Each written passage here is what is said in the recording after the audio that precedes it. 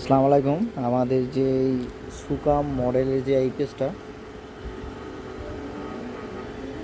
যে মাদারবোর্ডটা আমাদের যে কাজের সিস্টেমগুলো দেখাচ্ছে আপনাদেরকে। এই যে আমাদের মাদারবোর্ডটা, এটা হচ্ছে গিয়া 800 ওয়াট 1000 বিএ। অনায়াসে 5টা ফ্যান আর 5টা লাইট চালাতে পারবেন। আর পিছনে হাই লো চার্জিংয়ের জন্য আমাদের সুইচিং করা আছে, UPS mode, high low charging. আর এখানে আমাদের ওভারলোড একটা টিপস বসানো, সার্কিট। এই যে আমরা যে ফিউজ ইউজ করতাম, এখন আর ফিউজ ইউজ করি না, কারণ ফিউজ অনেক কাল করে, এর জন্য সার্কিট ব্রেকার বসানো।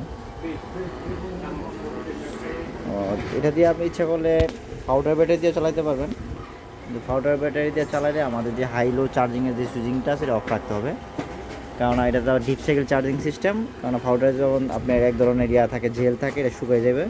এই জন্য আপনি এই পাউডার ব্যাটারি ইউজ করলে এই হাই লো চার্জিংটা অফ রাখতে হবে, লো দিতে হবে। হাই দিলে তখন আবার সমস্যা হতে পারে। সবাইকে ধন্যবাদ।